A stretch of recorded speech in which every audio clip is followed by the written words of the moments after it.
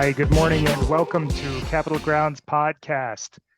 I'm your host, Nick Miller. I've got my co-hosts here, Joe Fisher and Luis Cortez. We're with SITG Capital, a multifamily real estate investment firm based out of Texas. We've got properties in Houston, Dallas, Austin, San Antonio, and looking to continue growing. We view the current environment as go time. We've got a lot of great opportunities in our pipeline, a lot of great deals underway. I'd love to have a conversation if multifamily investing is something of interest to you.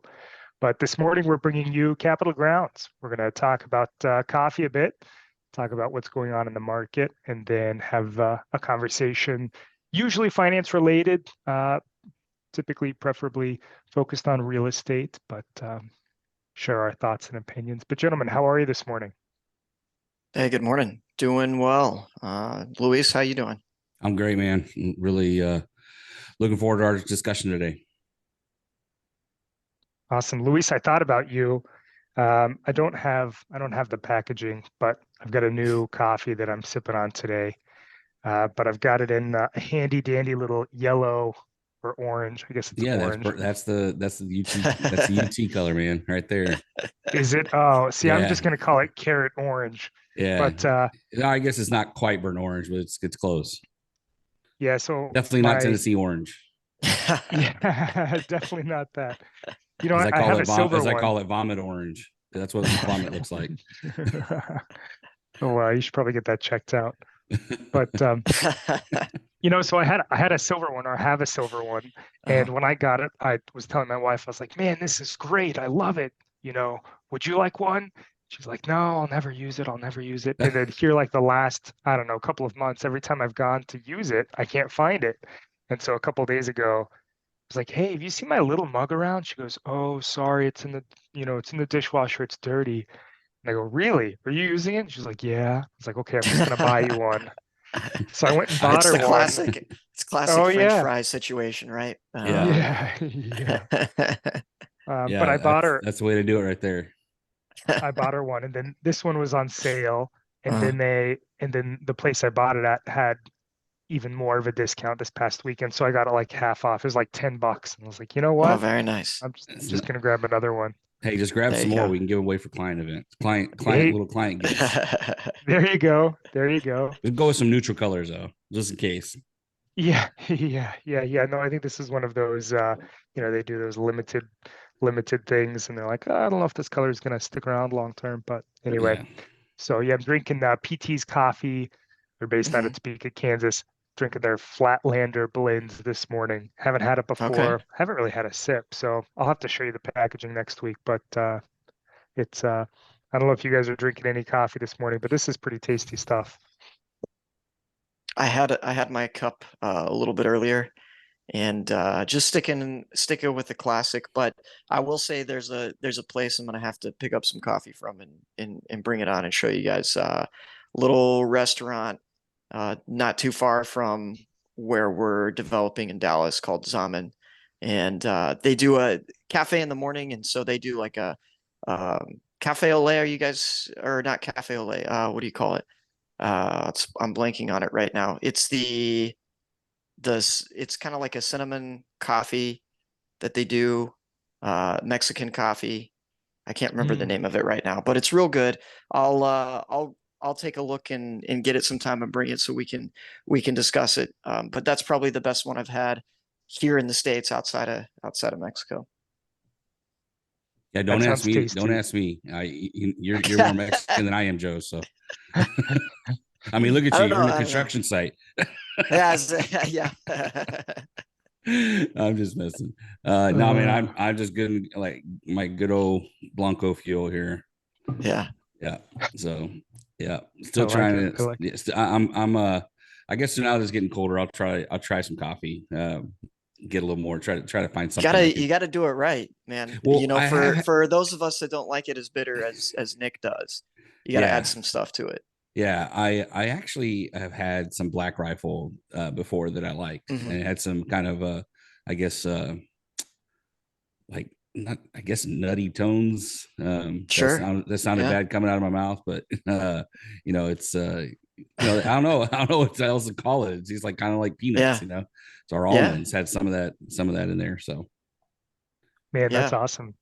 yeah. No, I know they're popping up several places. I keep seeing them pop up. So I think Yeah. they're doing pretty well. I haven't had it before, so I might have to go try it just to try it. But yeah, I tend to go to the local places a little bit more than I Sure. do the big ones. Just try to anyways. Yeah. I mean, occasionally, you get stuck, got to go to a Starbucks or something. But Yeah. yeah, I know a lot of people like it, so I need to get over there and try it sometime. Yeah, well, we have had a boom of different coffee houses open up here in North Austin, Cedar Park, Leander Mhm. area. Yeah.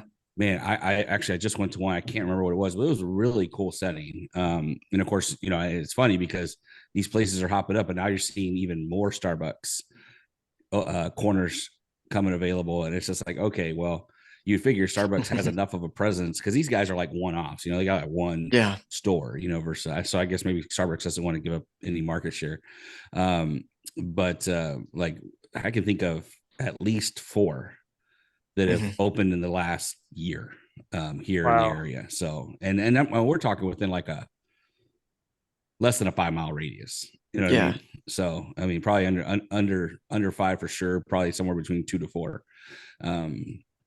So, but yeah, I mean, there's definitely competition. I stopped in the other day and had a latte with a friend of mine, and I was like, wow, this is actually really good. It didn't make me jittery or anything. Kind of woke me up, but didn't give me all the other side effects that I think kind of. And it's kind of funny because espresso's concentrated, right, and it Yeah. has stronger. But I guess if you do it right, it's distributed pretty well, and Well, it tastes way better for me.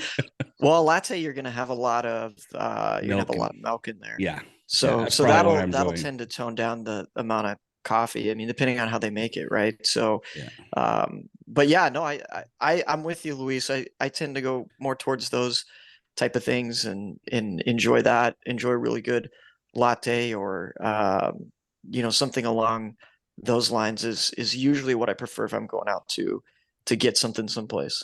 yeah. Starbucks is great. It's just it's so crowded. It's usually pretty noisy, and Yeah. those other places they're kind of more boutique places. So you might have 4 or 5 people inside, and most everybody else is through the drive-through. So it's kind of nice Yeah. when you can hop in there and plug in and crank out some work or make some calls and things like that. So No, I think it's great. I love yeah. to your point, the progression of what we're seeing from a build out standpoint. You're getting some more interesting locations with more interesting features and, kind of a little bit more unique than the cookie cutter approach that Starbucks takes. So, Yeah, I've kind of enjoyed that. for sure. Well, I see Uh, you're wearing your Rangers shirt, so go Yeah, Rangers, man. man. Yeah. Yeah. Well, it was a big week for Dallas last week. Rangers won the World Series. And they didn't get to do it in Arlington, but still, you'll take the win whenever you can, Take the right? I mean, win. Luis, if Well, you're in a Yeah. series, yeah, just man. get it done. So It's almost like you don't want to risk. If you can oh, get it done, exactly. man. Anything baseball, Bro. anything can happen, man. I'm not sure Yeah, if I've said it on the podcast before, but in college, we were literally in a game winning like I want to say it was like 19-3 in the 7th, yeah, yeah. 19-3 in the 7th. The game, or sorry, 18-3 in the 7th. The game finished 19-18. Oh, Oh wow. wow. I mean, That is grown men crazy. with aluminum bats. I mean, See, anything can happen. I feel like that happens Sure. more in playoff baseball, but maybe that's because I really pay attention during playoff baseball, and I don't as much during the regular season. But yeah, it's fun to see, a comeback, and I think you tend to see that more in the playoffs, and so it was a really fun series for. It's great for the city of Dallas, right? There's actually some data out there that goes over uh, when cities win championships, how much that affects uh, their population growth and things like that. We might have to Yeah, try to get out there and find it, but I thought it was an interesting study, and so obviously everybody in Dallas is very excited. My wife grew up in what is now a parking lot for the new Ranger Stadium. It was her Oh wow. childhood that is home, or at interesting. least Yeah, until she was 9 or 10. I don't remember the exact age. So she's been a lifelong fan, and she got to go out there and cover it the morning after, and just really great overall. I think it's great anytime any Texas teams, to be honest with you, I'm not really biased. Any Texas teams win something, or any Kansas City teams for that matter. Those are my two. So I think it's good. Yeah. Um, the Rangers have had, I was looking it up. I know we're kind of going down a rabbit trail. So, 19, yeah, I was trying to find the date that the ballpark in Arlington was open. Oh, Because in Arlington, yeah, the new yeah, one or the old one? no, the old one, because that's why I was thinking Oh yeah. that they've actually had two new stadiums before some teams have even had a new stadium. Wow. Yeah. I mean, think about Wrigley, how old Wrigley is, or Yeah. Fenway, or even where the A's play. I mean, that thing is ancient, right? Right. And the Rangers have Well, had, I want to say the ballpark, I want to say somewhere in the 90s, right? Like mid to yeah, late it 90s. was the 90s, I'm pretty sure. I'm pretty sure you're Yeah. right. And it's a beautiful ballpark. It's luckily Yeah. they didn't tear it down. It's still there. They Yeah. still And use it I was because it's curious. beautiful. Yeah. But I think the problem was the heat, I mean, baseball primarily, the bulk of it's Oh, in the okay. So they summer, wanted to go and to here, something like the Astros. yeah, I Okay. mean, you got to think about it, right? Your attendance is going to be low if it's 104, 105, whatever, and you're That's true. sitting outside in the sun watching a baseball game. That's tough to do. Beautiful Yeah. stadium. Everybody loved it. I honestly was pretty torn about them building a new one because I loved the old one. But then when you go and you sit down, and instead of 105, it's 75, Yeah. and you're Air enjoying a game, conditioned. Yeah. it tends to change your mind a little bit. So And then on the nice uh, days, you open up the roof. Yeah, I get it. I yeah, get it. exactly. Yeah, because I was actually very surprised too when they opened up Globe Life, and because I played in ballpark at Arlington, and um, it was a great atmosphere, and it was an awesome Yeah. park. But yeah, you're definitely right with the Texas heat. I can see it was probably more of an economic move than it was a necessity move. So Yeah, I think so. And now that whole area is just popped. They got Texas Live over there, Cowboys Stadium, obviously, and then the old Ranger Stadium, all right there, right next to each other. And so they're building hotels. They're building, um, I think it's a war memorial museum over there. They've got all kinds of stuff yeah, I'm from a gonna have to go check development that out next standpoint time I'm over up. there. Yeah, so I mean, Arlington's really embracing that, and I think that's going to help that whole area just continue to flourish. Good deal. Well, I see you're on site. You want to tell our viewers where you're at right now? Well, I'm next door to where we're building actually. Okay. So I just went out there this morning. They were loading up. We just finished with some grading, and that means we can get to kind of next phase, which is putting in the underground work. So Good your deal. sewer lines, your water lines, your electrical lines, all of that stuff. And so we're moving forward. Things look really good from that perspective. And yeah, like Nick mentioned earlier, and always does at the beginning of the podcast, we think this is a really good time to start projects if you can make the numbers work. We understand interest rates are high, so that's a factor, right? But if you can make it work Always. with interest rates being this high, we just went to a conference a couple weeks ago. All three of us were there. We've got the slide decks we can probably share at some point, Nick. Yeah. But I think he's the SVP at RealPage, did a fantastic job of going over the market and basically Jay what they're Parsons. seeing. Yeah, Jay Parsons, thank you. And basically what they're seeing is that we have deliveries this year and next year, but after that, deliveries are going to fall off a cliff. So Yeah. we're trying to time it to where we're kind of hitting it right at that time. So 2025 into 2026 is when we're trying to deliver a lot of the product that we have in the pipeline right now. Yeah. And we think that's going to put us in a really advantageous position from either a sales standpoint or a hold, and get the occupancy up. Yeah. Because Go like ahead. Sorry. like we saw, over the last couple of years, when you've got a position where you've got high demand and supplies diminished, which Mhm. you can't just you can't pump these things out overnight. You can't have a 6-month period and suddenly produce 1,000 new units, right? They take Mhm. Right. years.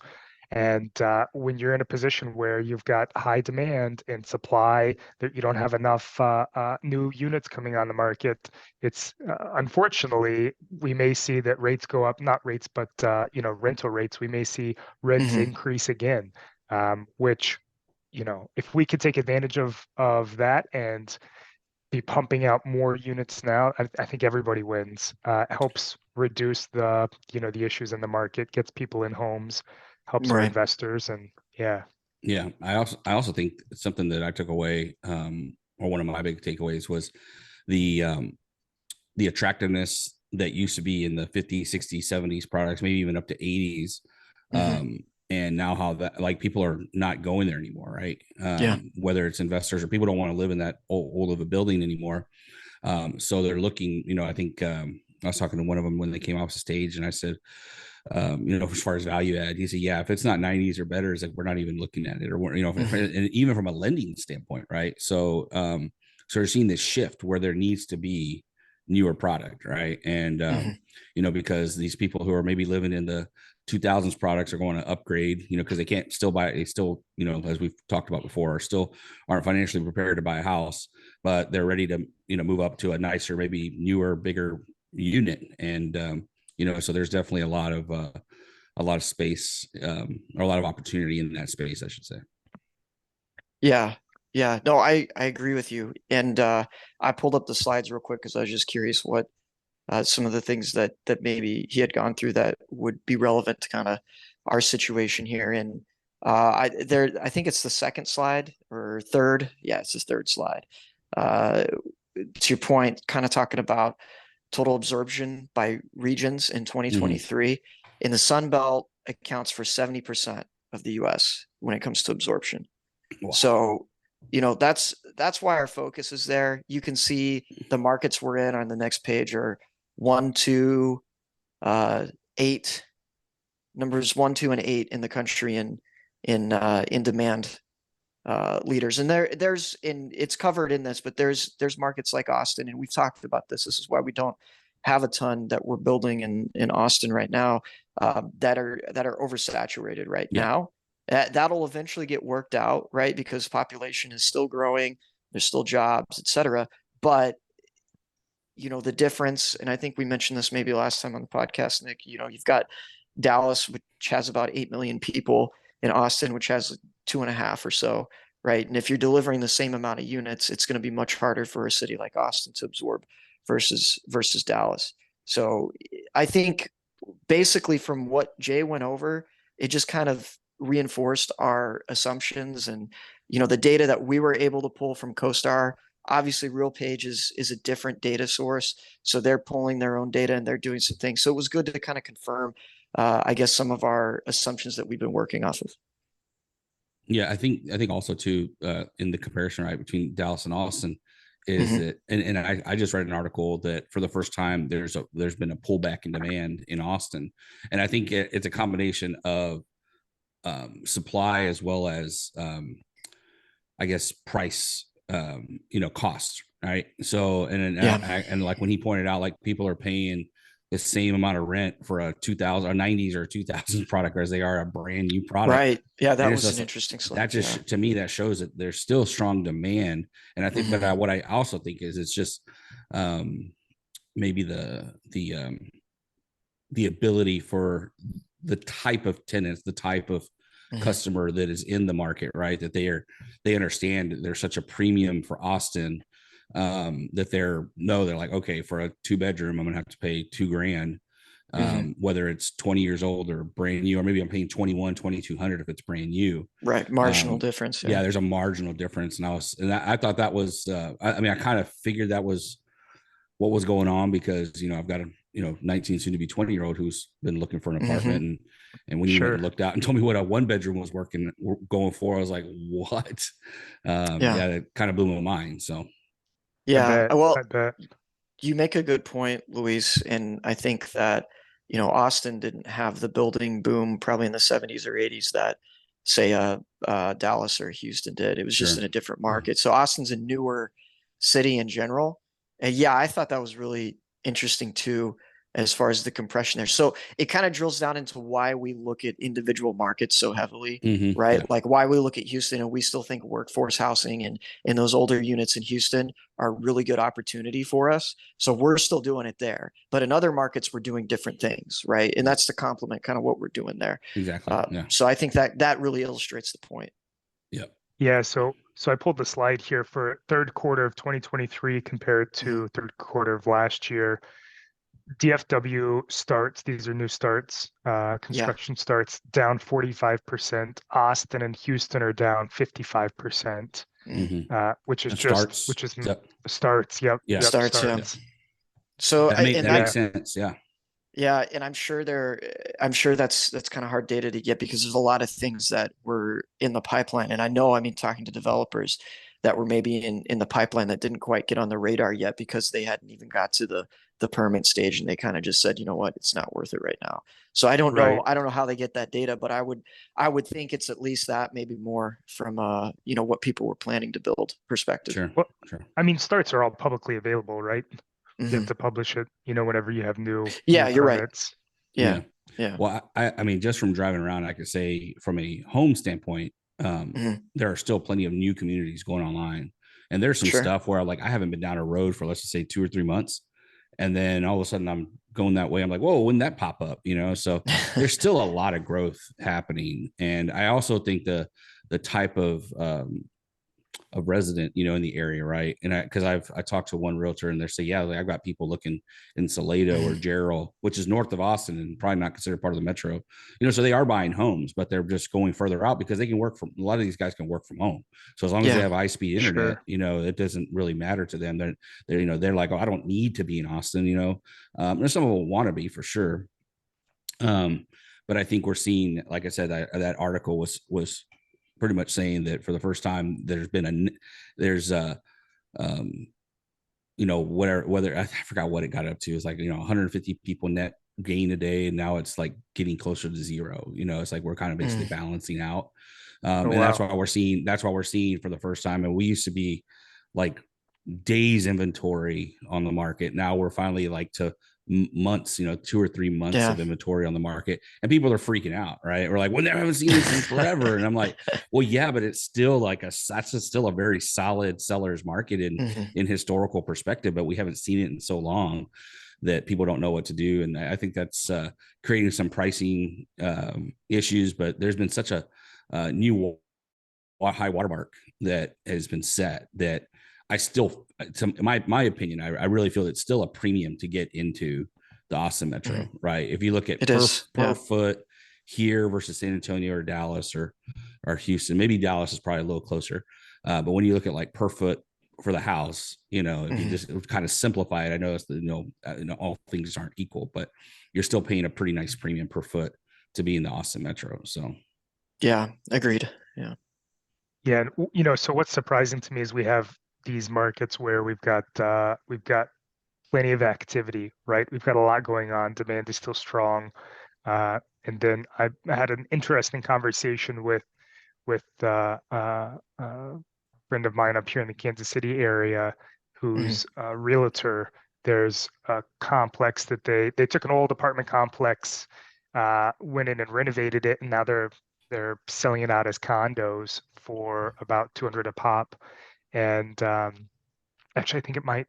Well, anyway, long story long, they're having issues getting sold. You know, selling all of these condos, and you know, in talking with him, he was frustrated about the situation they were in because one of the developers or one of the key investors is also purchasing. He's set aside a condo for himself, and so as they're still doing renovations, you know, this guy's gone in there and he's saying, well, you know, I wanna have, you know, mirrors in the elevator, and I want to have, you know, this special tile in the elevator, and you know, continues influencing the construction and driving up construction costs even while they're struggling to sell. So, you know, just because there's a situation where you've got high demand and people are, you know, readily looking to take on anything doesn't mean you don't have to be strong and careful at what you do. The numbers still very much matter. They do, and that's a good point, Nick. I would say, you know, if you guys are gonna, if listeners out there, if you're gonna try to do your own project at any point, be careful of what Nick just mentioned there. We had an early project that happened with, right? It was a joint venture, and there was a lot of change orders throughout the project. That'll just increase your costs significantly for two reasons. Number one, you know, I mean, changes at any stage in construction generally cost more, right?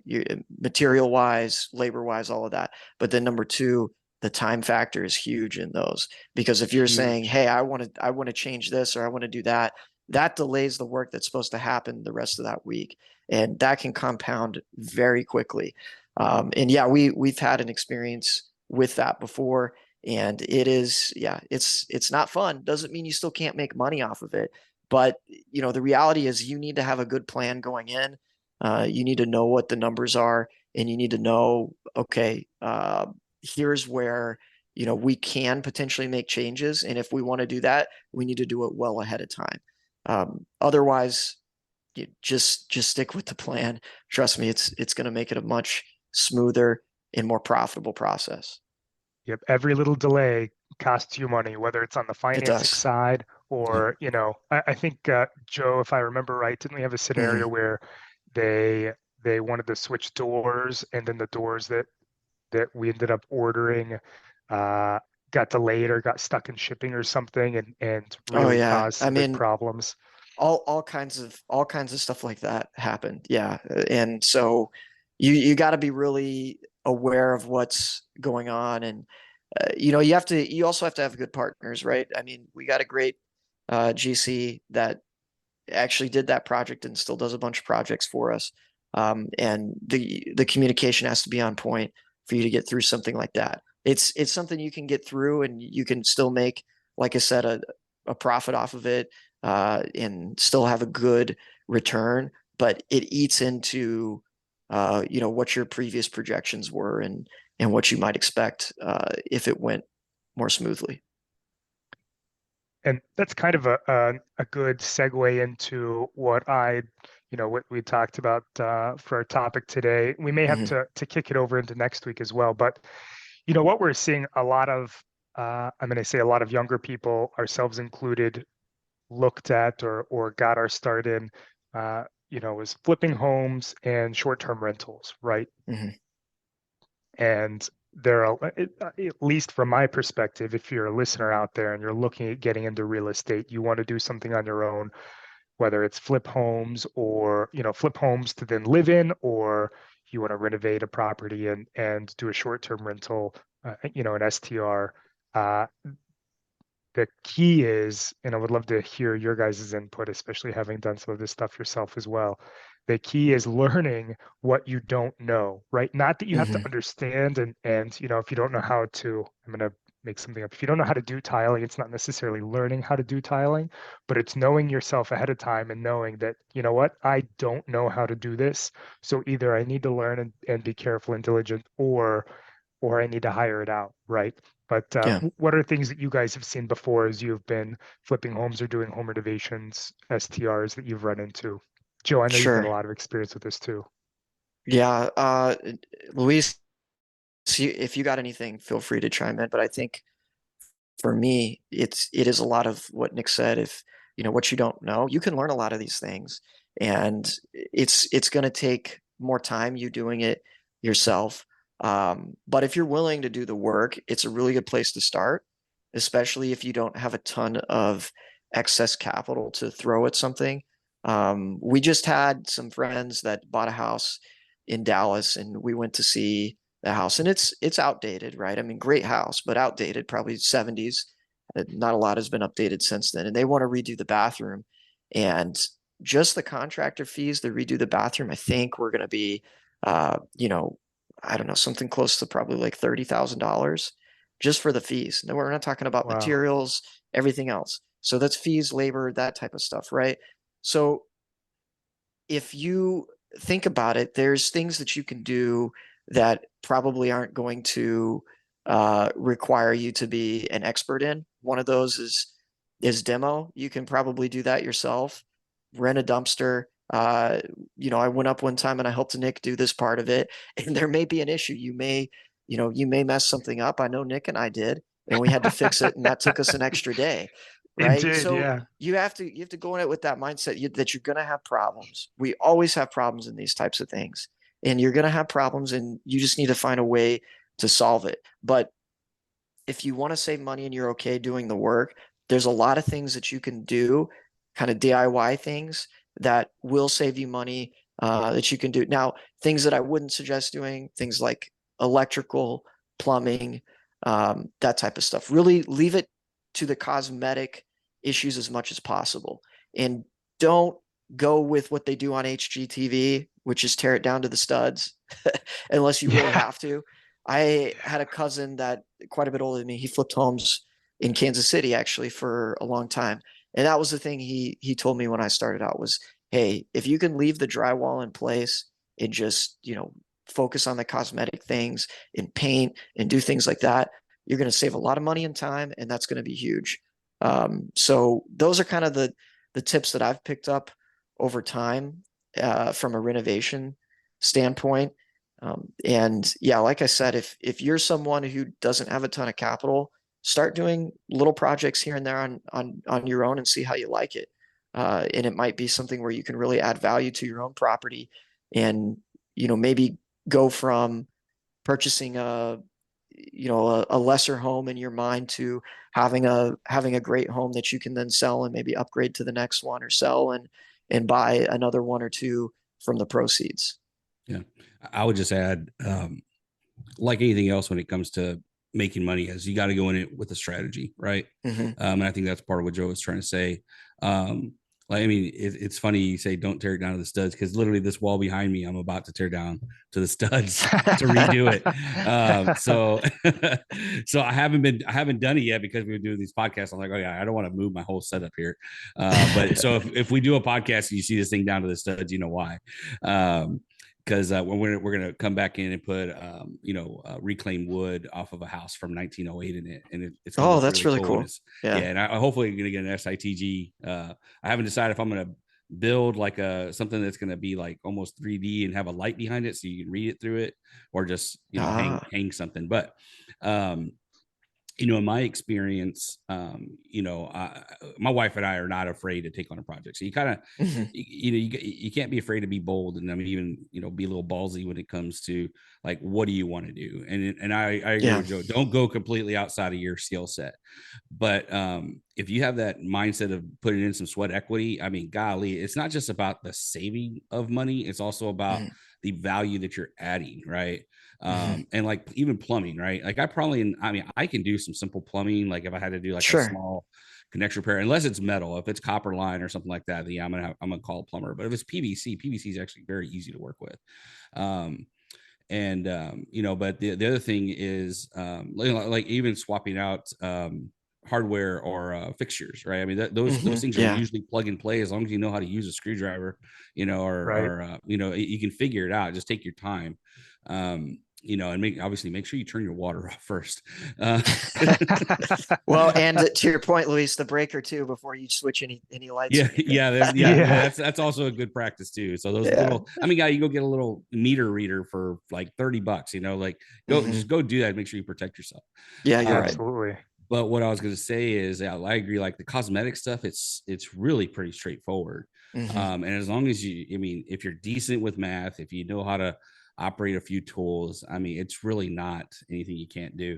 The other thing I think people need to, if they're going to get into that and they want to go into a project, whether it's a flip or something they're going to slowly rehab and live in while they do it, is understand how to negotiate. Right. I can't tell you how many thousands of dollars I've saved by hiring my own people and basically being the GC. Right. When we did our floors here, we have about 3,000 square feet downstairs. And when I first started getting bids, it was some ridiculous numbers to do hand scrape hardwood floors in here. And so I just said, you know what? I'm going to go see if I price this out myself. I was like, I'm pretty sure if I can find, a couple people that I, get some referrals from different flooring companies, of just go hire the guy straight up. Right. And I will say that I saved probably a minimum of between $30,000 to $40,000 just by I believe it. Buying the materials myself, negotiating my labor costs, buying all, and literally in the negotiation for me is, if somebody can't start a project with their own money, you don't want to hire that person, because they need the job, right? You want to hire people who want the job, who are qualified, and the people who are really good. If they're running a good business, they're probably pretty damn good at what they do too. So, Yeah. you know, be able to hire people that can start the job without needing any money up front. Like these people who want 50% deposit, I'm like, peace out. You're not my guy. And, or I'll tell them that's not how I work. Here's how I work. You know, you're not going to have any costs up front. I buy all your materials, buy That's anything you need. You don't have to be out of pocket anything. Yeah. You show up day one and you finish so much of the project. I give you a 25% draw, you know, and I that's start really there. good advice, Luis. So, People get scammed off of those yeah, situations, absolutely. Big guys. time. So be Yeah. really careful if someone's asking for money up front. I tend to agree with Luis here. Like, look, I get it sometimes, but yeah, do not play into that, because that's probably the number one area you can get scammed, hiring somebody out. Yeah, absolutely. Absolutely. And make sure that the person you hired is the person who shows up to do the job. They don't Mhm. send somebody Yeah. else, you know? Yeah. So, cause I mean, I'm not GCing to hire a GC, you know, I'm like, no, Mhm. and that's why I ask them, it's like, are you doing the job? Are you, whether you're the, you know, Right. you're the supervisor, you're the owner, are you going to be on site? And if they tell me yes, I said, okay, well, I expect you to be on site every day if you want to get paid. And I tell them Mhm. that. I'm like, just straight up, like, if you want to get paid, you need to be on site. I was like, you don't have to be here when they start. I was like, but I better see you at some point, making sure your guys are doing the job right. And so far, I haven't had any issues. So, No, that's great. I think that's good advice, Luis. Yeah, yeah. And I'll share a quick story here before we wrap things up. You know, I think another key point is Luis, you said have a game plan, right? And I think that's so important. But also have a game plan, write it down, and then at least in my mind, what I like to do when I do things the right way, I think through every step of the process because it helps me recognize and realize what I'm missing, right? yeah. Um, Yeah. Write it down. Yeah. yeah, yeah, and then listen to those around you. So I'll Mhm. tell you a quick story here before we wrap things up. The issue that Joe and I ran into, we were redoing a bathroom at our place up in Minnesota, and I wanted to swap out the tub because the tub that was in there was an old, iron, porcelain was Mhm. yellowed, and Joe told me over and over, hey, don't replace it, just leave it in there. I think you told me we could get it Just redone. Anyway, refinish. Yeah. Mhm. yeah, but I was headstrong, thought that I knew what I wanted, and what I didn't know what I didn't know in that instance. And so was it November, Joe? November, December in Minnesota. Something like that. Yeah. Cold. I It's remember cold. that. Cold in Minnesota, mind you, Minnesota, Yeah. farther north than Toronto.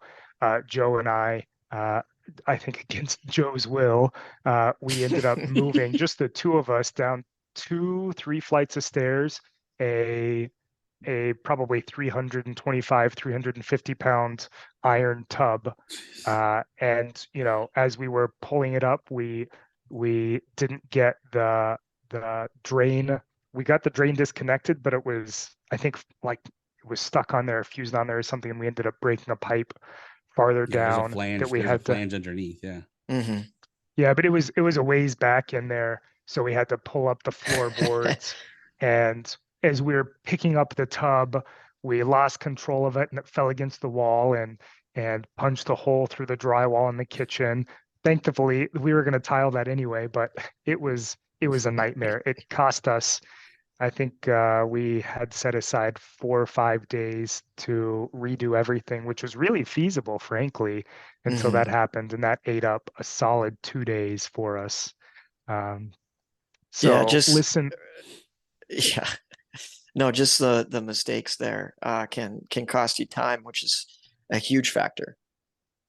yeah, yeah, and then yeah, it was a bad scenario. The tub we put in, we bought a nice tub. We bought one of the nicest ones they had at our local at Lowe's, but it was plastic, it was thin, and Mhm. it just, it wasn't as good at the end of the day. So anyway, So what'd you learn what from what that, I Nick? uh what I wish I He would have learned to listen to me. That's I what was he about to say, learned. it's like, listen to yeah, Joe. learn to That's what that listen was to my Joe. takeaway. Yeah. Listen to Joe. And also if I would have done research on tub, what I would have learned is Mhm. that those iron tubs are really popular right now Yeah. because they Yeah. hold their heat a lot better and Mhm. they're much, much sturdier.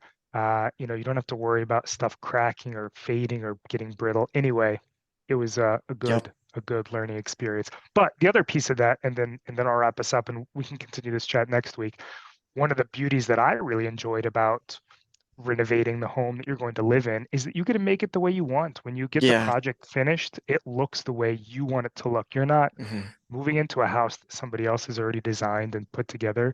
You get to go in and make it your own. And Yeah. that's really fun. But I agree with you, anyway, Nick. Yeah, I encourage people to do this if they feel like they have the, Luis and I both talked about it. Nick, you mentioned it in the story, right? You got to have the willpower to get through it because you're going to make mistakes and there's going to be situations you didn't expect and it's going to probably cost more than you planned for and et cetera, right?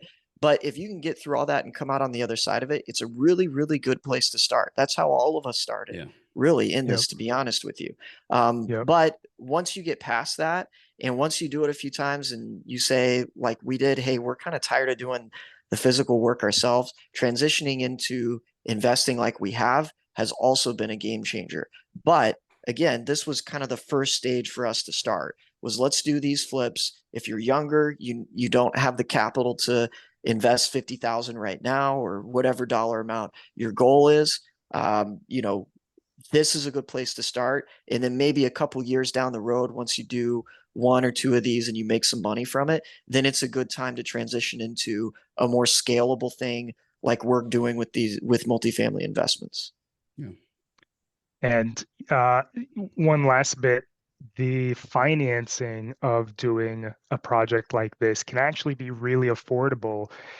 You can get, and Joe, chime in. I know we're running up on time. We've got just a couple of minutes, but you can get financing where you get a construction loan for the property plus a line of credit for materials Mhm. and pay interest only for 12 months. Use the line of credit as you need to buy the materials as you're doing the renovations. And then at the end of that 12-month period, refinance into a traditional mortgage over 30 Right. years and have immediate equity or even the potential to pull out equity at the end of the day that you've built into that Yeah. home. So Yeah, it can be anyway, really achievable to do it that way. I would say ask us questions because, if we don't know the answer, we'll get you to somebody like Fred, who we've had on here a couple of times, that actually has the loan options in front of him and he can answer your question specifically on what the rates, the terms are going to be, all of those things.